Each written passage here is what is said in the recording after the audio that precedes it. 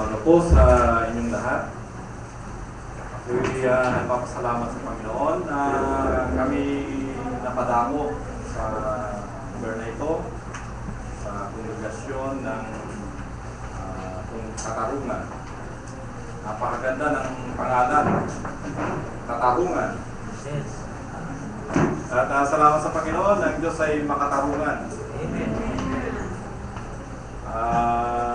Ang isang tao na gumawa ng kasalanan ay mayroong kaparusahan na naghihintay sa kanya.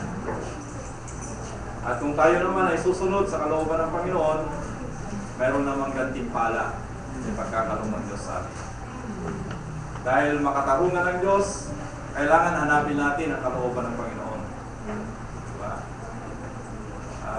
Kung meron pa sa ating kalagitnaan na gumagawa pa ng kasalanan, ibig ng Diyos na tanggapin mo siya sa iyong buhay.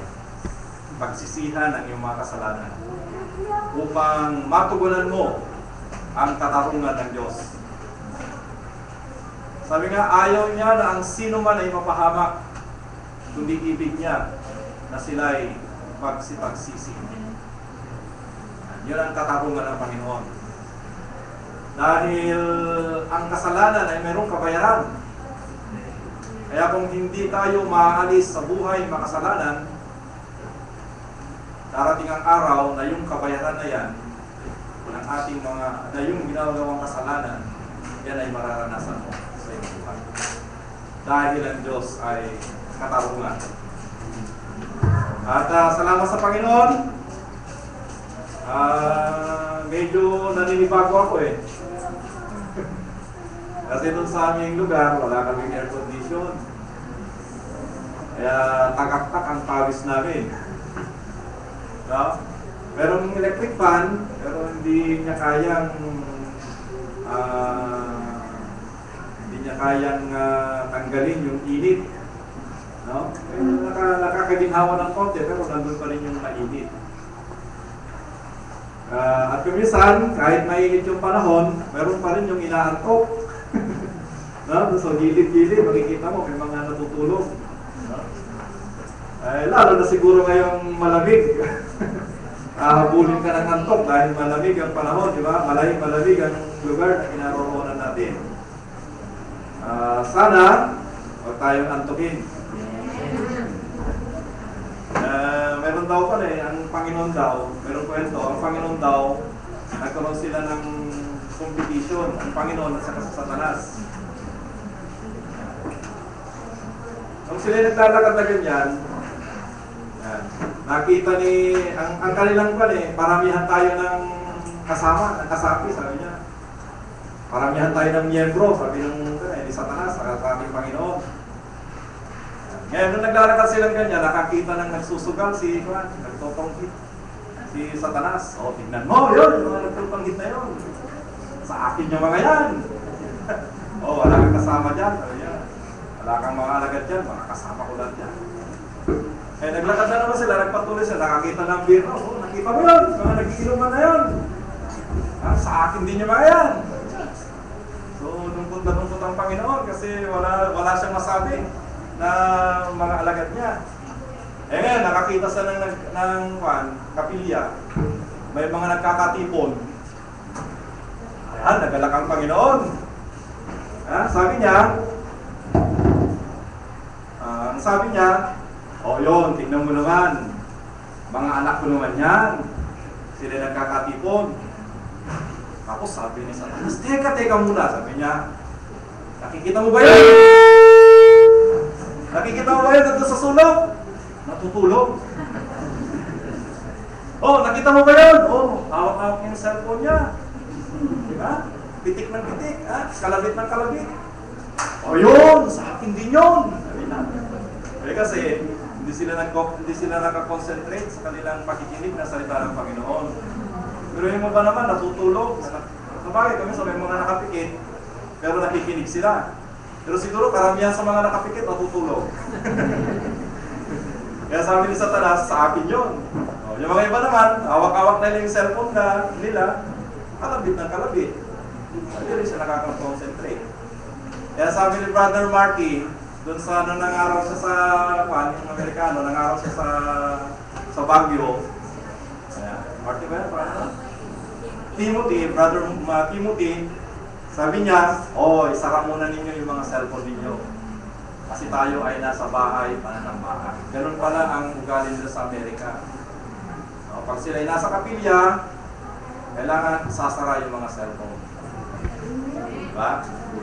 Maaaring sasabihin naman ng mga iba, yung cellphone ko naman, nandun yung Bible ko, sabi naman niya.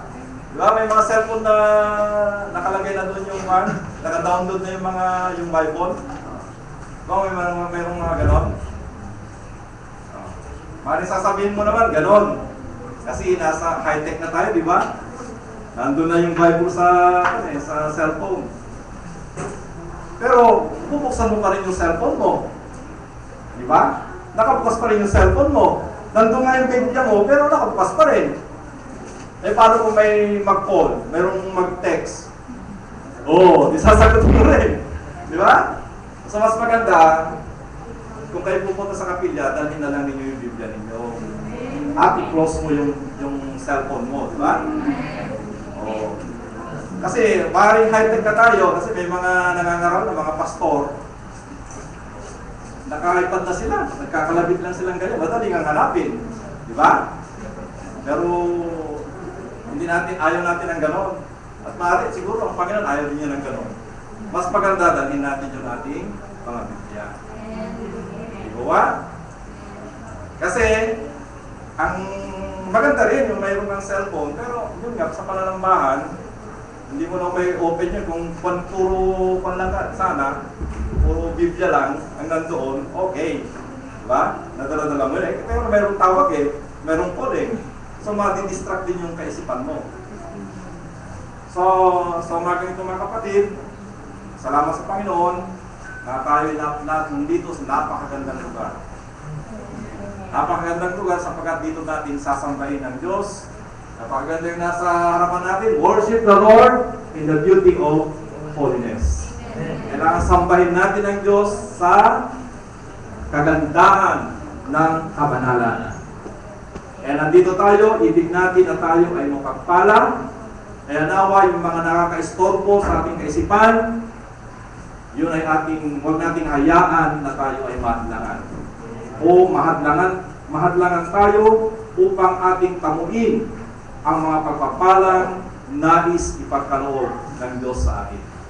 Sayang ang oras, di ba? Nandito tayo, 8 o'clock, matatapos tayo, 12 pa kayo natatapos. Sige, alaon na.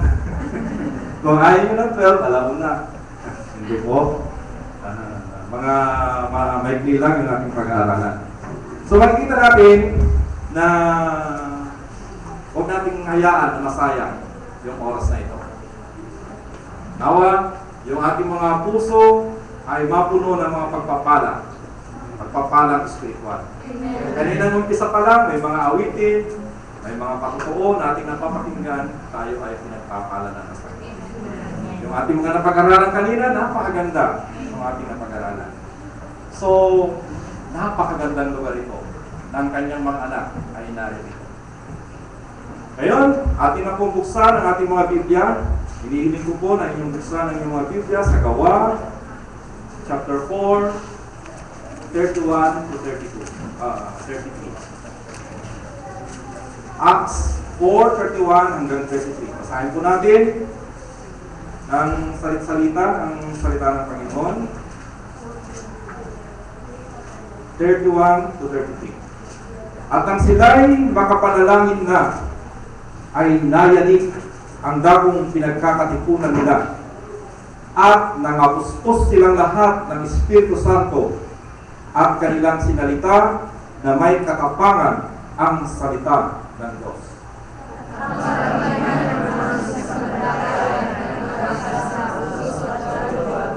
Sino may walang nasabing kanyang sarili ang mga bagay na kanyang inaari, kundi lahat ng pag-aari ay sa kalatan. At pinatutuhanan ng mga apostol na may dakilang kapangyarihan ang pagkabuhay na maguli ng Panginoong Yesus at dakilang biyaya ang sumasa kanilang lahat. Kaya tumalangin, maraming Diyos na makapangyarihan sa lahat. Hinihingi po namin ang iyong Santo Espiritu na siyang gagabay, tutulong sa bawat isa sa aming Panginoon. Pagpalain mo po kami sa umagang ito habang kami nag-aaral ng mga salita. Anumang mga hadlang ng Diablo, Panginoon, aming dinadalangin, ay tabunin po ito, alisin mo po sa bawat kalagitnaan namin, Panginoon, upang ang mga pagpapalang spiritual na nais mong ipagkaloob sa bawat isa sa amin, ito po ay aming tatawin. Ito po ay aming dalangin sa kanyang pangalan. Amen. Ang pag-aaralan natin sa ito, let's plug into the power. Isaksak natin doon sa power. Let's plug into the power. Pag sinabing power sa Tagalog, kapangyarihan. Diba? Kailangan natin ang kapangyarihan para ma-accomplish natin ang isang bagay na gusto natin gawin. Kailangan natin ang kapangyarihan para tayo ay maging successful o maging matagumpay sa ating spiritual na buhay. Kung walang kapangyarihan sa atin na nagmumula sa Panginoon, hindi po tayo magtatagumpay. Mayroong dalawang puwersa, no? Malaking puwersa na naglalaban. Ito yung tinatawag na puwersa ng Panginoon, puwersa ng Diyos, at ang puwersa ni Satanas. Ngayon, kung ikaw ay nasa buhay makasalanan, ang nananaig sa iyo ay ang puwersa o kapangyarihan ng Diablo. Kaya sabi nga, ikaw ay alipin ng kasalanan. Dahil alipin ka ng kasalanan,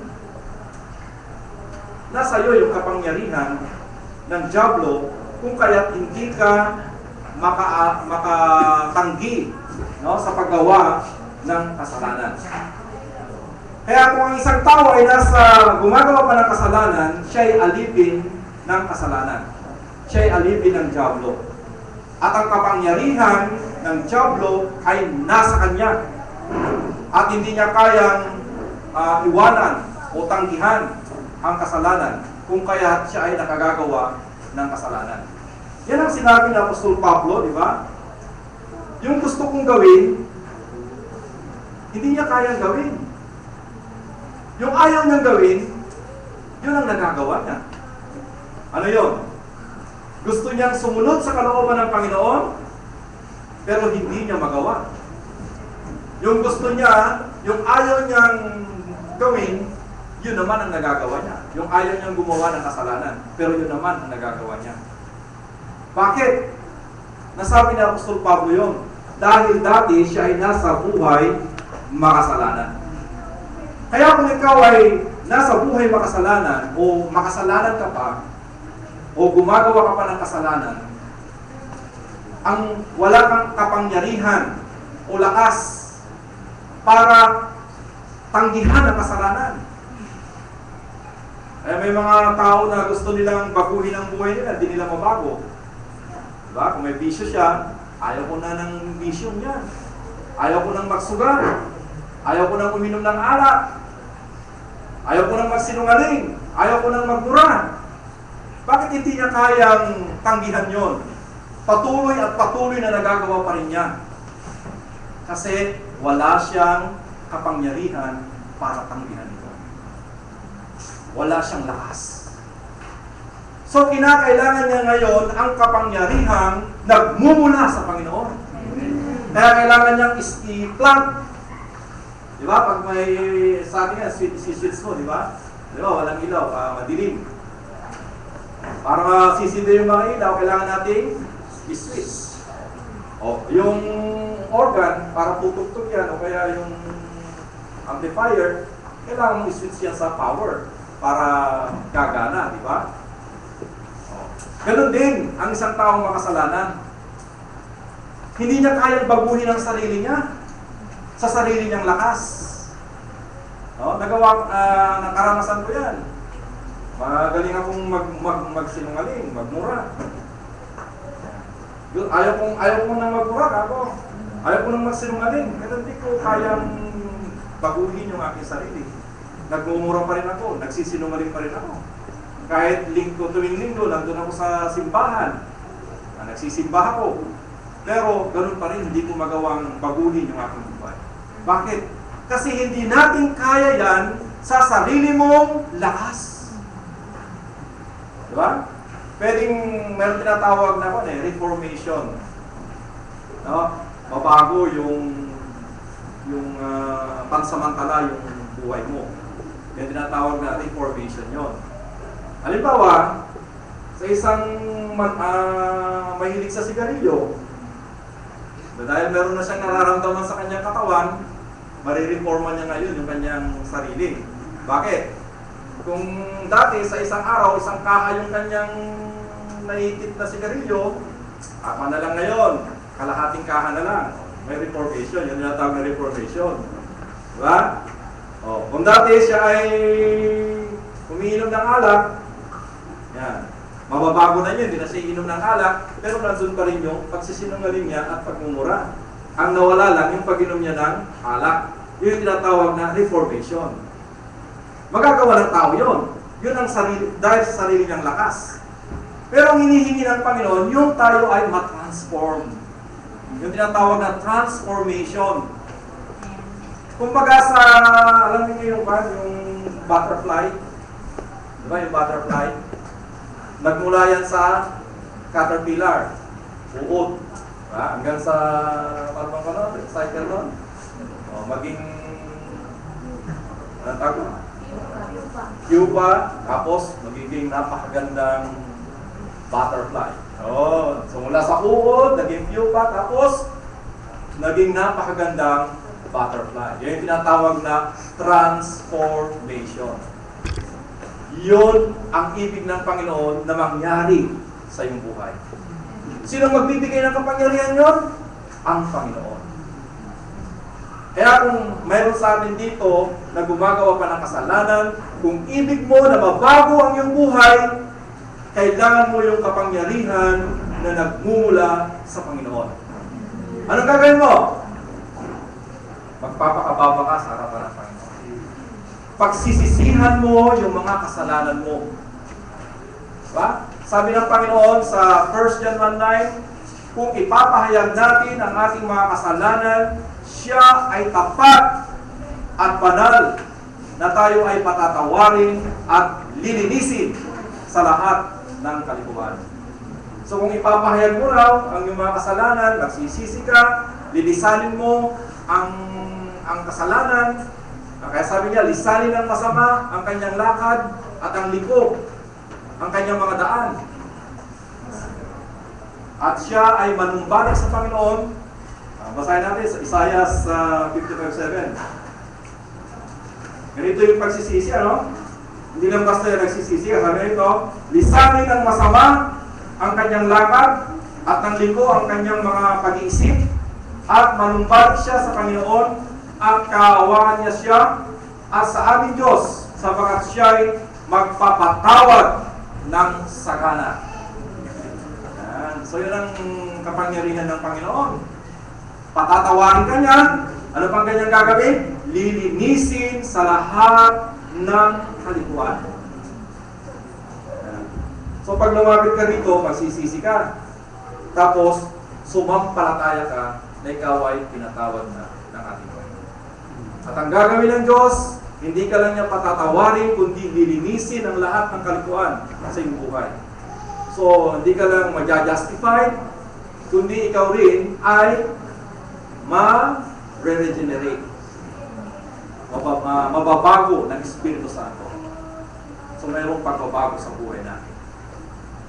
Bakit mangyayari yun sa buhay ng isang taong makasalanan? Kasi, tinanggap niya yung kapangyarihan na nagmumula sa Panginoon. Yun hindi natin kaya sa sarili nating lakas.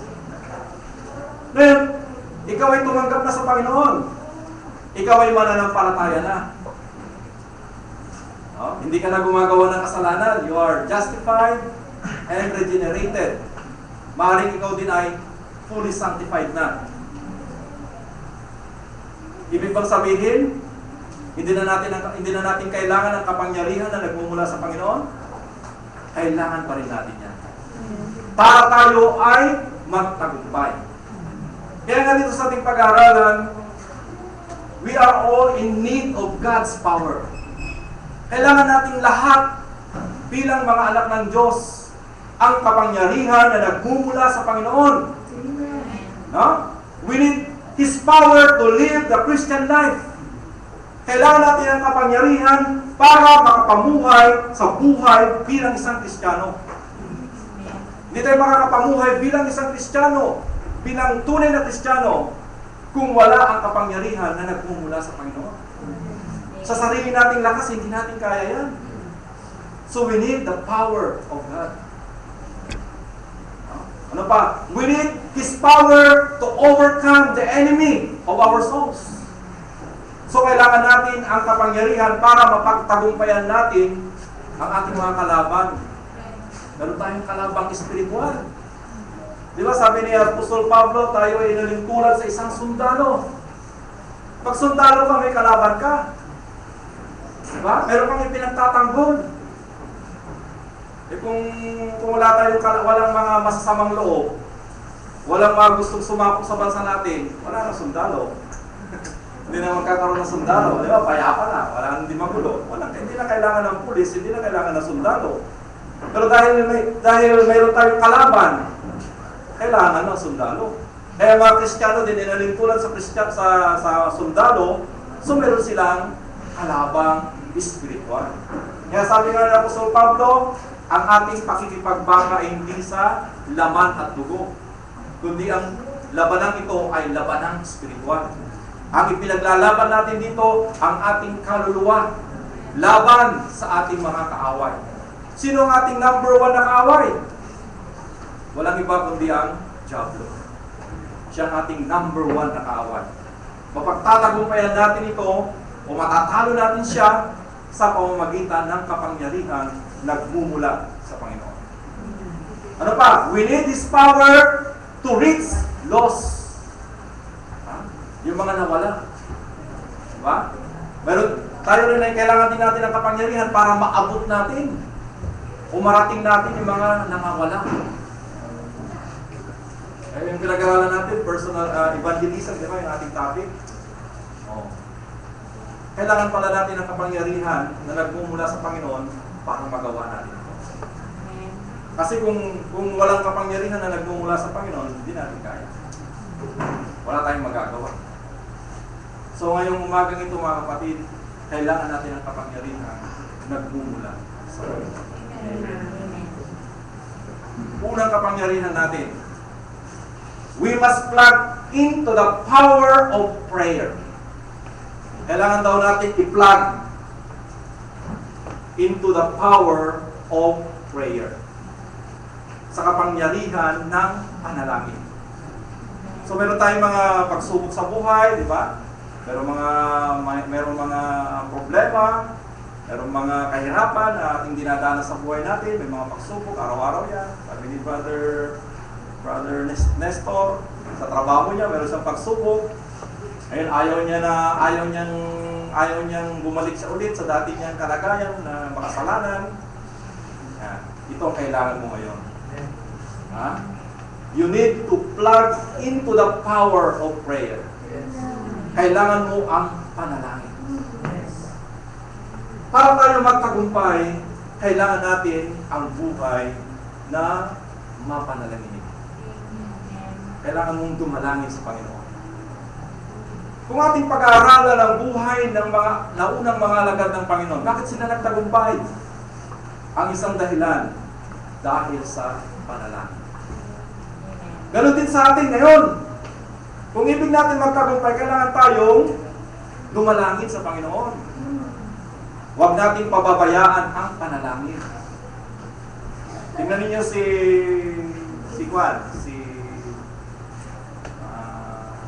halimbawa ng panalangin, si Daniel, diba? Si Daniel. Ilang beses siyang dumadalangin sa isang araw? 3 beses siya dumadalangin sa isang araw. No? At ang kanyang ginagawa, umaharap siya sa bandang sa Jerusalem. Binubuksan niya yung kanyang bintana at siya dumadalangin sa Panginoon. 3 beses yan. Araw-araw yan na ginagawa niya.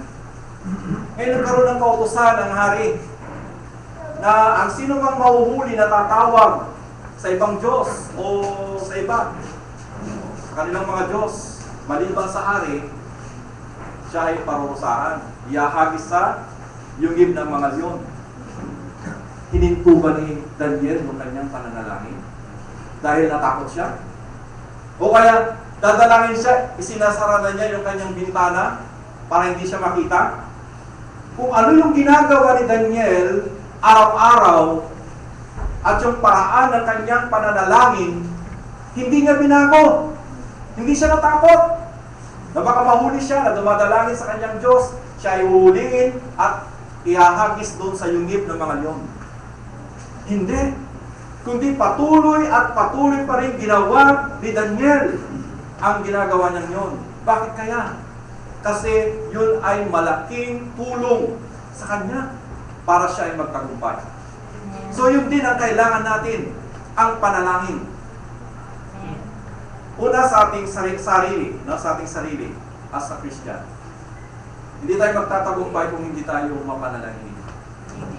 Kung pinababayaan mo yung buhay panalangin mo, hindi ka magtatagumpay. So kailangan lagi tayong dumadalangin sa Panginoon. Diba? Mayroon kang personal devotion. Diba? Bago ka matulog sa gabi, dumadalangin ka. Pagising mo sa umaga, dadalangin sa Panginoon. Meron tayong tinatawag na prayer meeting. Prayer meeting. Anong pan nga eh? Meron pala kayo pa dito eh, home-based prayer meeting. Once a month po ba? Once a month. Maganda rin yun.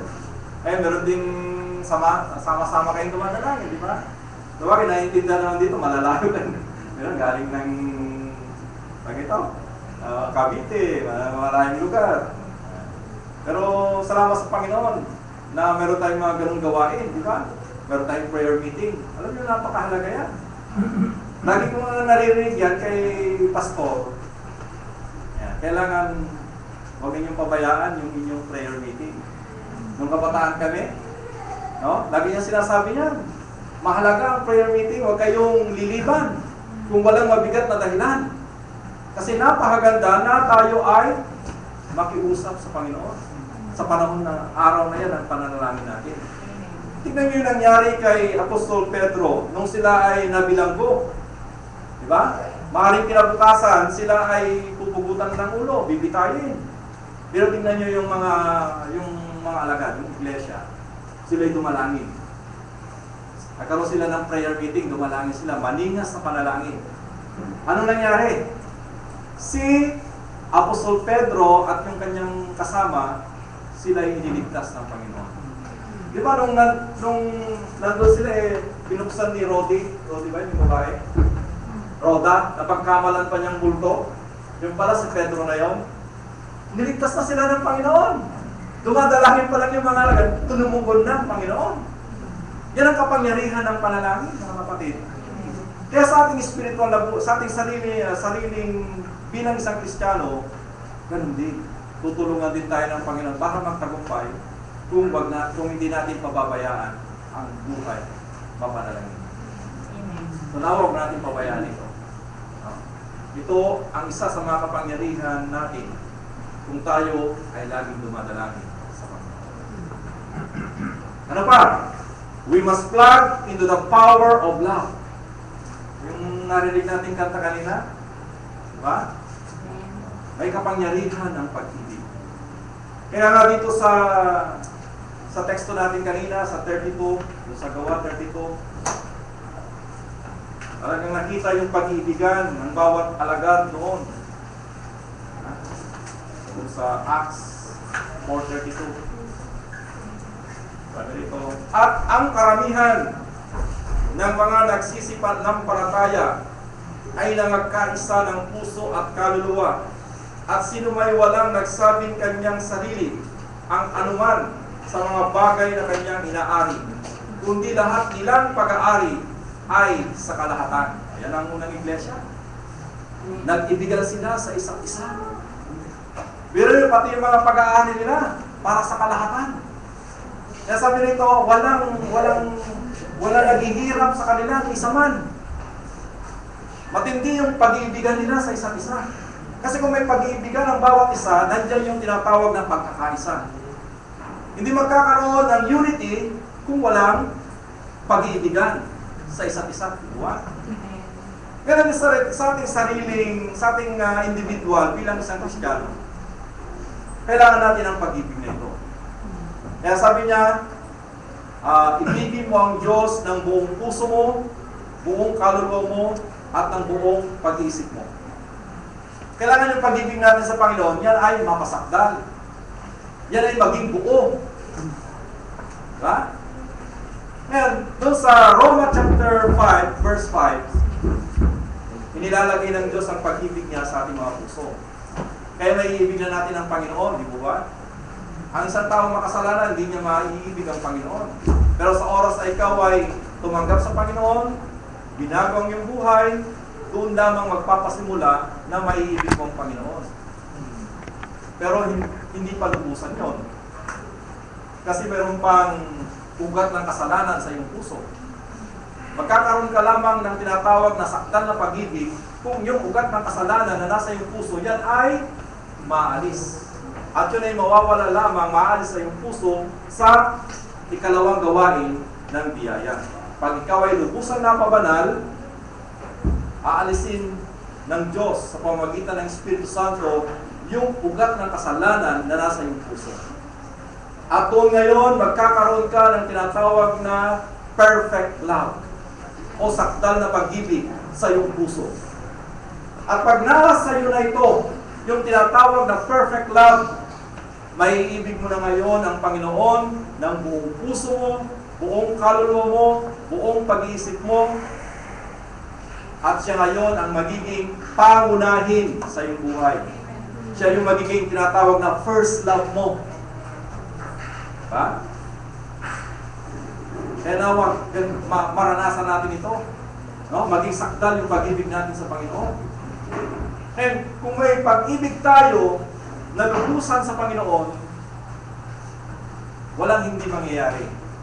Diba? Kaya nating sumunod sa kalooban ng Panginoon. Subukan ninyo yung binata, di ba? Pag yung binata, na-in-love siya. Oo. Kahit yung bahay ng kanyang nililigawan, ay nasa sulok-sulok ng kabundukan. Pupuntahan niya yan. Ha? Hindi siya mahadlangan. Ha? Di ba? Oo. Kahit liblib yung bahay ng babae, ng dalaga, pupuntahan niya yan. Dati takot yan sa multo. Pero pag na-inlove yan, hindi siya matatakot. Kahit dadaan siya sa gitna ng sementeryo, makakadaan siya doon. Dahil napapalakas, iniibig niya yung babae. Na-inlove siya eh. Diba? Kahit harangan ng tabak yan, hindi mo maharangan yan. Mayroon akong co-teacher, si Mr. Mendoza, panahon doon ng palito, panahon ng hapon. Hapon, ibig sabihin, matanda na siya. Nililigawan daw niya yung naging misis niya nung niligawan, taga-Tarlac siya, panigin naman siya. Marami mga umaharang na hapon, di ba? Pag nakasakay sila ng karwa ba yung tawag ito? Karitela, yung kabayo pa lang wala pang mga tricycle eh. Pag sasakay ka doon, haharangin ka ng mga hapon at sisitahin ka. Kung minsan pag nakita nila lalaki, minsan sinasaktan pa.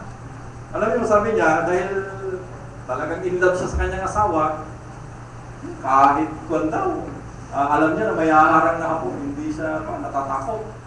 Bakit? Kasi in love siya eh. Tinibig niya yung kanyang asawa. Naging kanyang asawa, di ba?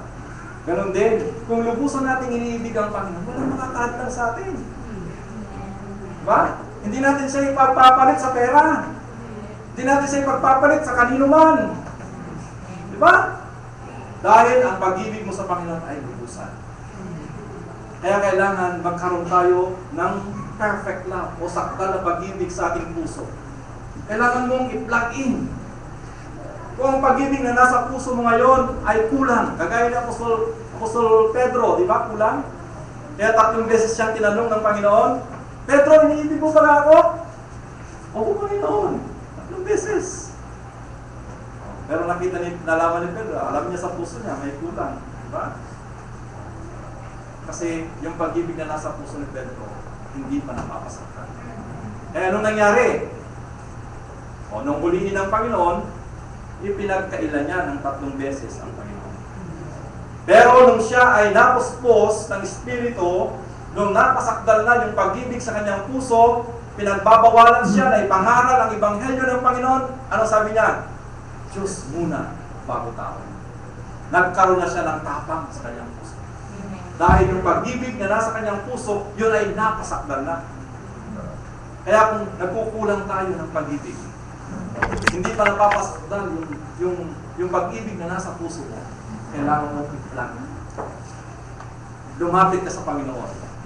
Ihandog mong lubusan, i-consecrate mo yung buong buhay mo sa Panginoon. Lahat-lahat ng nasa iyo, ibigay mong lubusan sa Panginoon.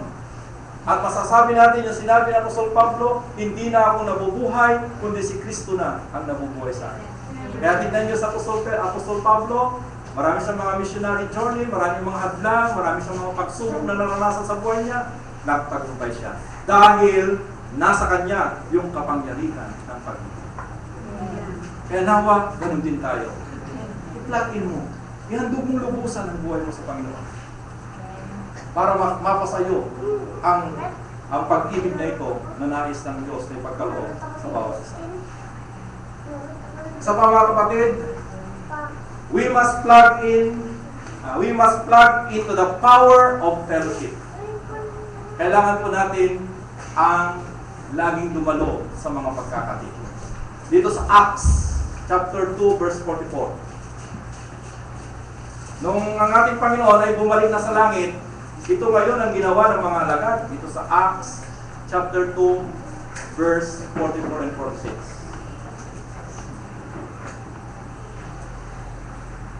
Sabi ito, at ang lahat ng mga nagsasampalataya ay nagkakatipon at lahat nilang pag-aari ay sa kalahatan. At ipinagbigay nila ang kanilang mga pag-aari at kayamanan at ipinamahagi sa lahat ayon sa pananampangailangan ng bawat isa. At araw-araw sila'y nagsisipanatiling matibay sa pagkakaisa sa templo at sa pagpuputol-putol ng tinapay sa bahay-bahay at nagsisikain sila at kanilang pagkain na may galak at may katapatan ng puso. Ganyan ang ginawa ng mga alagad. Nung ang ating Panginoon ay bumalik na sa langit, ang ginawa ng mga alagad, patuloy pa rin silang nagkakatipon-tipon sa iba't ibang lugar. Diba? So ito, sila ay nagkakatipon. So, pinahalagaan nila yung pagkakatipon. Yan, yung mga pagkakatipon na yan. Kaya sabi nga na Apostol Pablo doon sa Hebreo, chapter 10, verse 25, huwag nating pabayaan ang pagkakatipon. So, huwag nating pababayaan ito. Huwag natin pababayaan. Na-encourage nga po kayo galing sa mga lalayang lugar. Sa amin, ilang hakbang lang, nandun ka na sa kapilya. No? Kayo, galing pa sa mga lalayang lugar, pero nandito pa rin kayo. No? Kasi mahalaga ang pagkakatipon. Kaya huwag mong pababayaan ito sa iyong buhay. Lag kang dumalo sa mga pagkakatipon, magkaroon ka ng fellowship sa mga anak ng Diyos. Napakahalaga nito. Kaya huwag nating pababayaan ang pagkakatipon. Nawa ang nadadama natin, kaya ng nadama ni Haring David. Ano yung nadama ni Haring David? Sabi niya, nang sabihin nila, tayo magsiparoon sa bahay ng Diyos. Ano nadama niya? Nagalak ang aming puso. Pag may pagkakatipon ba na tayo dinadaluan, anong laman ng puso natin? Nagagalak ba tayo? O napipilitan ka? Ha? Napipilitan ka? Nagdadabog ka? Layo-layo na. O kaya, gabi na eh. Gabi na. Ang tagal namang mag-preach nung nangangaral na yan. Ha? Gabing-gabi na. May trabaho pa ako mamaya. Ganun ba yung laman ng puso mo? Kailangan Yung nadama ni Haring David, nagalak ang ating puso. Nawa yun ang ating madama pag tayo pupunta sa mga pagkakatipon. Yun po ba ang ating nadadama? Amen? Kailangan yun ang madama mo. Kasi kung hindi mo madadama yan, maiinip ka. Di ba? Mainit ka, pero mo, upo ka magmula alas 8 hanggang alas 11, di 3 hours yun. Oh, 3 hours kang nakaupo. Eh kung minsan pag nagseseminar kami, ang tagal-tagal, nakikinig ka na, nakaupo ka ganun, parang sakit-sakit na sa pet, di ba? Naiinip ka na. Sana matapos na yung nagsasalita ka mo. Ha? Oh. Pero alam niyo, pag sa gawain ng Panginoon, sa mga ganitong pagkakatipon, huwag natin nadadama. Ang nadadama lagi natin sa puso natin, nagkalahat. Kaya, pag may pag-awit, nagagalag ka mag-awit. Kahit pangit yung boses mo, kahit simplado yung boses mo, mawit ka. Diba? Parang gagay, marunong tumugtog yung mga kabataan. Sabi, gitara lang. Ito, kagagaling nilang tumugtog ng mga instrument. Ha? O, meron silang piano, meron silang yung telele ba yan? Malit na gitara. Ha? Violin. O, tingnan ninyo. Gagaling nilang tumugtog. Kailangan, yung pag-awit din natin, may kasiglaan. Diba? Alam, masigla tayo. Talo tayo ng mga Pentecost. Lumulundag-lundag sila. Sumasayaw-sayaw sila. O. Tayo, hindi naman tayo sasayaw. Ha? Eh, yung kuya ko nga, dumalo dun sa dati ko yun eh. Yun ang mga kasama ni Pastor yun eh. Ngayon, naimbita siya doon, dumadalo siya doon. Eh, Pastor Sebastian, yun, nailapit ni Pastor yun. Ngayon, umalis. Nagtayo siya ng kanyang sariling religion, sekta ng religion. Dati, yung mga yun, kagaya ng tinuturo ni Pastor, ganun din yung itinuturo nila. Eh ngayon, umatin siya doon, sabi niya, sumasayaw naman na sila.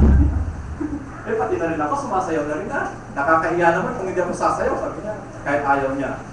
Eh ngayon, dumadalo na siya sa Lakayan na subdivision. Yan ang gusto ko, maganda, sabi niya. Kaya makikita natin, kailangan, hindi naman tayo gano'n, nasasayaw tayo, lulundag tayo, hindi. Kundi pag nagagalak yung puso mo, pati sa pag-awit mo, masaya. Diba? Meron tayong kagalakan, aawit tayo, kahit pangit yung boses natin. Diba? Ano pa? Kung mayroong kagalakan sa pagpunta natin sa mga pagkakatipon, gusto mo, ikaw yung nauna. Di ko ba? Gusto mo nauna ka doon sa kapilya na darating. Di ba? Ganun si tatay ko na. Tapos yung sa panahon, pupunta kami sa Nampikwan, Tatay Luis. Dating pa yun dating retired hepe siya ng pulis. Kasi pulis yan, gusto niya on time, laging nandun siya kagad. Di ba? Kinagagalak niya, kailangan siya yung first honor. Siyang kauna-unahan na darating sa kapilya. Laging-laging hindi nila naunahan yun eh. Maliban na lang doon sa may-ari ng bahay, siyempre siyang nauna doon. Pero lagi-lagi siya yung nauna doon. Dumarating, ikinagagalak niya yun. No? Kasi may kagalakan sa kanyang puso. Pero kung hindi ka nagagalak, malit na ako. Okay lang. Di ba? Pero kung nagagalak ka, gusto mo na sa tamang oras nandun ka. Diba? Ngayon, maring kumisan, kasi dito traffic eh. Diba? Traffic. May mga pagkakataon talaga, malilate ka kasi traffic. Hindi mo naman inaasahan. Pero nadanaman natin lang yung kagalakan sa puso natin. Pag tayo ay nakikipag-fellowship, nakikipagkatipon sa ating mga kapatid. Di ba kayo nagagalak pag nakita niyo yung kapatid nyo? Ha? Kakamayan mo nagagalak ka? Diba yun ang ating kagalakan? Amen. Hindi yung kakamayan mo pero meron kang galit sa puso mo. Nagtatampo ka pala. Talagang hindi ka magagalak pag gano'n. Diba? Walang kagalakan sa puso mo. Pero ang tunay na anak ng Diyos, kinagagalak nila na pumunta sa mga pagkakatipon, isang malaking kagalakan sa puso nila na makasama nila yung kanilang mga kapatid sa pananampalataya. Yung makita pa lang nila yung kanilang mukha, ay nagkakaroon na sila ng kagalakan sa puso nila. Makamayan lang nila yung kanilang kapatid, nagagalak na sila. Ano pa mga kapatid? Meron din tayong kagalakan na pakinggan ang salita ng ating Panginoon. Napakaganda, mayroong mga pag-aaral na salita ng Panginoon, di ba? Natututo tayo. Tapos meron tayong mensahe na mapapakinggan na nagmumula sa Panginoon. Kailangan yon ay nandun sa puso natin na nagagalak tayo, nauuhaw tayo. Diba? Sabi nga doon sa mapapalad ang nangauuhaw sa kapwiran, sapagkat sila ay bubusugin. Kailangan ganun, nauuhaw tayo. Nagugutom tayo sa salita ng Panginoon para tayo ay bubusugin. Meron tayong appetite na kumain ng salita ng Panginoon. Nasubukan na ba ninyo kumain na walang appetite? Alam mo, may sakit ka, di ba? Wala kang ang hirap kumain, di ba? Ayaw pumasok. Kung kaya ganun din sa spiritual na bagay. Kung hindi ka nagagalak na makinig ng salita ng Panginoon, wala. Aantukin ka. Sabi mo, sana matapos na yung nagsasalita ka po. Pero kung ganado ka, gutom na gutom sa salita ng Panginoon, sige pa! Gusto ko pa! Kagaya nung nag-aaral yung mga kabataan doon, maraming discussion sa seminar. Sabi na sige pa! Gusto pa namin! Kasi galak na galak sila. No? Gusto nilang makinig na salita ng Panginoon, kahit wala na silang merienda. Basta nakikinig sila, okay lang. Kasi nauuhaw sila sa salita ng Panginoon. Nawa ganun tayo, kagaya ng pusa, di ba? Pag nauuhaw siya, hanapin niya yung tubig, yung batis, para mapatid yung pagkauhaw niya. Nawa ganun tayo sa salita ng Panginoon. Kaya nga yun, sinabi ko kanina sa introduction, pag tayo pupunta sa mga pagkakatipon, itabi muna natin yung mga nakakahadlang sa ating isipan. Yung kung may cellphone ka, patayin mo muna.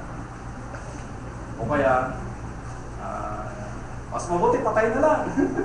Kasi kung nakabukas na silent din, hindi ka maligtan. Pag gumalaw, nag-vibrate. May tutoksik ka ngayon. Tuti yung kamay mo, di ba? Tapos bumisa. Kailangan mawala yung mga hadlang muna. Kasi yung linggo, yan ay sa Panginoon. Diba? Yan ang sa Panginoon. Yung 6 na araw, kung minsan nagagamit natin sa trabaho natin. Ngayon, isang araw lang yun. Kalahating araw pa kung minsan, di ba? Bakit hindi natin samantalahin yung pagkakataon na yan? Na talagang ibuhos yung ating kaisipan, ang ating puso sa ating pagsamba sa Panginoon. Sa ating pag-aaral ng kanyang mga salita. Kaya yan nawa madama natin, kagaya ng nadama ni Haring David. Nagalak ang ating puso. Kaya kung mayroong pagkakatipon, pumunta tayo. No? We must plug into the power of fellowship. Kailangan pumunta tayo sa mga pagkakatipon. Kung may mababalitaan tayong magkakatipon, may pagkakataon ka, walang mabigat na dahilan, pumunta ka. Kasi yan ang malaking tulong sa paglilingkod natin sa Panginoon. Nakakatulong yan sa paglilingkod natin sa Kanya. At ang isa pa mga kapatid, malapit na tayo matapos, we must plug into the power of witnessing. Yung pagpapatotoo ng salita ng ating Panginoon. Doon sa Acts 33, verse 33, 4:33. Ito ang ginawa ng mga alagad, 4:33. At pinatutuhanan ng mga apostol na may dakilang kapangyarihan ang pagkabuhay na maguli ng Panginoon at dakilang biyaya ang sumasa kanilang lahat. Pinatutuhanan. Kaya nawa, huwag nating pabayaan yung ating pagpapatotoo. Our testimony. Kailangan magpatotoo tayo sa mga tao na nasa paligid natin. Diba? Patotoo natin yung naranasan natin sa Panginoon. Pero paano mo may papatotoo yan kung hindi mo naman nadadama yung pasanin sa iyong puso? Kaya number 1, magkaroon tayo ng pasanin. Pag-ibig sa mga kaluluwa na nasa paligid natin. At yun ang magtutulak sa atin ngayon, yung pag-ibig na yan, para ibahagi din ang salita ng Panginoon sa mga tao na ating nakakasalumuha. Patutuhanan ang ginawa ng Diyos sa buhay natin. Diba? Napakaganda na pag meron tayong makakasalamuhang mga tao, yan, sasabihin natin yung ginawa ng Diyos sa buhay natin. Na tayo iniligtas ng Panginoon mula sa kasalanan. Binago ng ating Panginoon.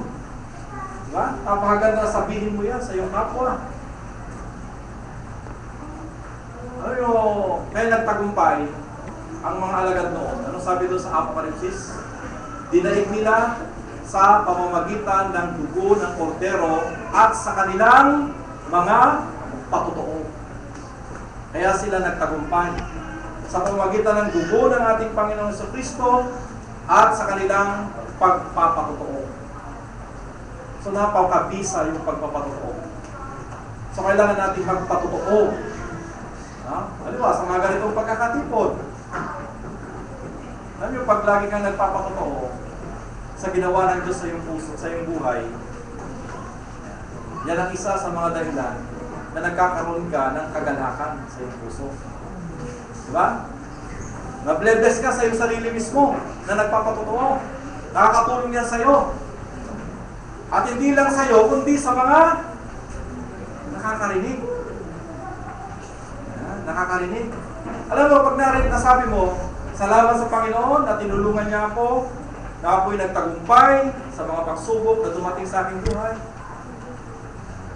Di ba nakakatulong niya sa iyong sarili? At hindi lang sa iyo, kundi sa mga nakarinig din. Kaya nawa, huwag natin pabayaan din yung pagpapatotoo. Huwag natin pabayaan ito. Magbigay ng ating testimony. Natatandaan ko noon ng mga kabataan kami, Mr. Rose.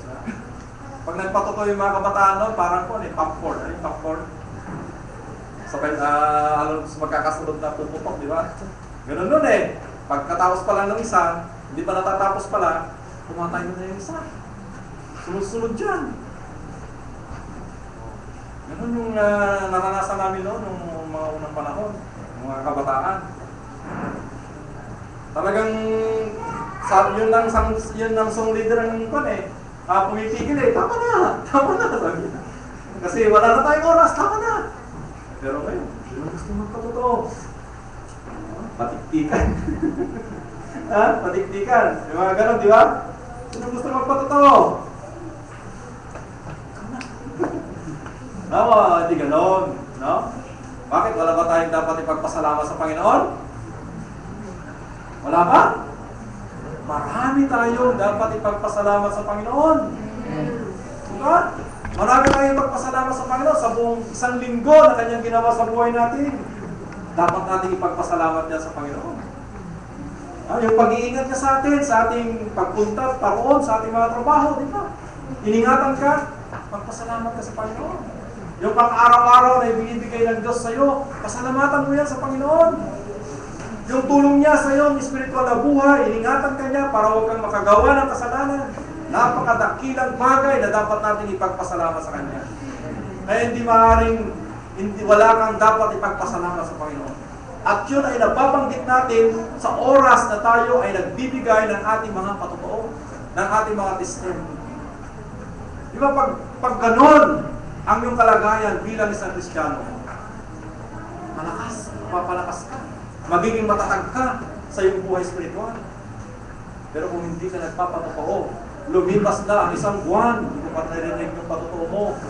Lumipas na ang isang taon, hindi ko pa rin naririnig yung patotoo mo. Wala kang ginawa ang Diyos sa buhay. Kailangan linggo-linggo, araw-araw, linggo-linggo, buwan-buwan, meron tayong patotoo sa Panginoon. Diba? Kaya sa oras na meron kang nakasalamuhang mga tao, madali mo nang sabihin ang ginawa ng Diyos sa iyong buhay. Ito tatandaan nyo, kung dito sa kongregasyon, hirap ka na magpatotoo, mas lalo na sa labas, na hindi mo may papatotoo ang ginawa ng Diyos sa iyong buhay. Diba? Kaya nawa, ito ang lagi natin gawin. Lagi magbigay tayo ng patotoo o ipatotoo natin ang ginawa ng Diyos sa buhay natin. Yan ang isa sa mga kapangyarihan na ibibigay ng Diyos sa atin para ang mga tao din sila'y makakilala sa Panginoon. At ganoon din, para tayo ay mapatatag sa ating spiritual na buhay. At ang panghuli, naman ang alas 12. We must plug into the power of baptism of the Holy Spirit. Kailangan mabautismuhan tayo ng Espiritu Santo. Tingnan nyo yung 120. Yung mga alagad na yan, dati sila'y takot. Diba? Takot sila, nagkanya-kanya na nga sila eh. Pero nung nabuhay na maguli ang Panginoon, muling nagkaisa sila. Ginagawa nila yung dati nilang ginagawa. Pero bakit nangyari yun? Kasi, ang mga alagad doon, hindi pa sila lubusang napapanag. Kaya si Apostol Pedro, ipinagkailan niya ang Panginoon. At yung mga alagad, nagkanya-kanya na sila. Diba? Pero makikita natin dito mga kapatid, nung yung mga alagad na yon, yung 120 na yan, nung sila ay mabautismuhan ng Espiritu Santo, naging makapangyarihan sila. Naging matatag ang kanilang spiritual na buhay. Kaya yan ang sinabi ng Panginoon sa kanyang mga alagad sa 1:8 ng Apokat ng Gawa. Datapwat tatanggapin ninyo ang kapangyarihan pagdating sa inyo ng Espiritu Santo at kayo'y magiging mga saksi ko sa Jerusalem at sa buong Judea at Samaria at hanggang sa kauli-ulihang hangganan ng lupa. So nung nabautismuhan ng Espiritu Santo, yung 120 na yan, naging matapang na sila. Hindi na sila natakot sa pangangaral ng salita ng Panginoon. May mga bumabawal sa kanila na ipangaral ang Ebanghelyo ng Panginoon. Pinagbabawalan sila. Pero sila ba'y napagbawalan? Hindi. Lalo silang naging matapang na ipahayag ang salita ng Diyos. Kaya nga doon sa nabasa natin kanina, yung mga alagad, sila sama-samang dumalangin. Bakit? Kasi may pagsubok, mabigat na pagsubok na kanilang naranasan. Ano yung mabigat na pagsubok na naranasan nila doon? Sila yung pinagbabawalan na ipangaral ang Ebanghelyo ng ating Panginoon. Pinagbabawalan sila. Maraming mga nagagalit sa kanila. Pero anong ginawa ng mga alagad nila na yan? Sila yung dumalangin sa Panginoon, taimtim na dumalangin. Ayun sinabi ni Brother Rudy kanila, sila'y napuspos ng Espiritu Santo. Puspos na sila ng Espiritu Santo, pero sila'y napuspos in feeling of the Holy Spirit. Kasi may mga pagsubok sa buhay nila. No. Pero dahil nagkaisa silang dumalangin, bawat isa sa kanila, napuspos sila ng Espiritu Santo at naging matapang sila. Na ipagpatuloy nilang ipangaral ang salita ng Diyos. Kahit yung mga iba dyan, sila ay pinugutan ng ulo, sila Santiago, pinugutan ng ulo, yung mga iba, pinagpapatay sila. Pero hanggang kamatayan, sila ay nanatili sa Panginoon. Anong dahilan? Dahil sila ay lubusang napapatay. Dahil sila ay puspos ng Espiritu Santo. Ang unang martir, walang iba kundi si Esteban. Ganyan, pinagbabato siya hanggang sa mamatay. Pero nanatili siya sa Panginoon hanggang kamatayan. Anong dahilan? Kasi siya ay puspos ng Espiritu Santo. Hindi na niya minamahal ang kanyang sarili. Hindi na hadlang yung kanyang sarili sa paglilingkod niya sa Panginoon. Dahil ang lahat-lahat ng nasa kanya, ang kanyang buong buhay, yan ay pinagkaloob na niya sa ating Panginoon. Dahil puspos siya ng Espiritu Santo, sila ay puspos ng Espiritu Santo, naging matagumpay ang kanilang buhay. Pero kung hindi mo maabot yan, mananatili sa kalagayan mo, inaring ganap, binago ng Espiritu Santo, at mayroon namang pagkakataon para maabot mo yun, pinagmamatigas mo yung puso mo, hindi ka magtatagumpay sa inyo. Darating ang araw, magpapastay ka. Pabalik ka sa dati mong kalagayan. Kaya kung ibig mo na makapagpatuloy ka sa paglilingkod sa Panginoon, kailangan mo ang kapangyarihan pagdating sa iyo ng Espiritu Santo. At yun ang naranasan ng mga alagad. Kaya nung marinig na yan, nagpunta sila sa Jerusalem, anong ginawa nila doon? Lahat ng mga ito, maring mga nandyan, mga magsasaka, mga mangingisda, maring may nagtatrabaho din sa opisina. Ha?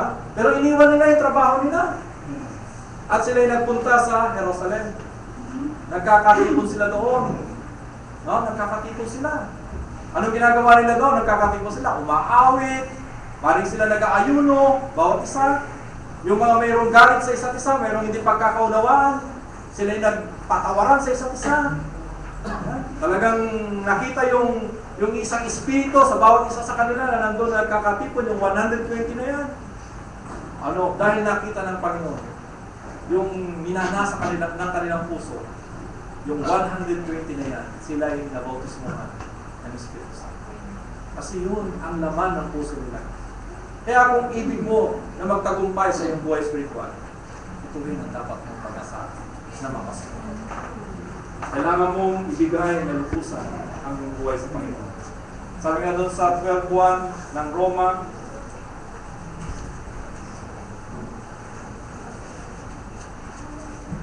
kaya nga mga kapatid, ipinamamalik ko sa inyo, alang-alang sa mga kahabagan ng Diyos na inyong iharap ang inyong mga katawan na isang haing buhay, banal at kaaya-aya sa Diyos na siya ninyong katampakang pagsamba. Kung ibig mo na mapasayo ang kapuspusan ng Espiritu Santo o ikaw ay lubusang mapabanal, kailangan mong i-consecrate ang buhay mo sa Panginoon. Ihandog mong lubusan ang iyong buhay sa Panginoon. Kailangan nadadama mo sa iyong puso ang iyong pangangailangan. No? Meron kang pangangailangan, meron kang kakulangan sa buhay mo. At ibig mo na talagang paglingkuran ng Panginoon. At yun, nilalapit mo ang iyong sarili para ihandog na lubusan sa ating Panginoon. Kung nadadama mo yan, kailangan nilapit mo ang iyong sarili sa Panginoon. Ngayon, sa mga gumagawa pa ng kasalanan, parang ang kapangyarihan ng Diyos ay mapasayo. Ang gagawin mo, lalapit para magsisi sa iyong mga kasalanan. Ngayon, sa mga tumanggap na sa Panginoon, para mapasa kanila yung bautismo ng Espiritu Santo, ang kinakailangan nila, ihandog nilang lubusan ang kanilang buhay sa Panginoon.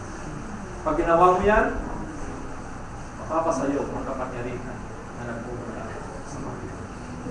Kaya maraming salamat sa Panginoon na ang ating kapangyarihan hindi dahil sa sarili nating lakas, kundi ang kapangyarihan natin nagmumula sa Panginoon. Ang kailangan lang lumapit sa Panginoon. Sabi niya, magsilapit kayo na makasalanan at magsipaglinis kayo ng inyong mga kamay. Magsilapit din kayo sa Panginoon, kayo mga may dalawang akala para ihandog ng lubusan ang iyong buhay sa Panginoon. Nawa yun ang gawin ng bawat isa na mayroong pangangailangan sa oras. Ay, nabigay na natin kay Sister Paul.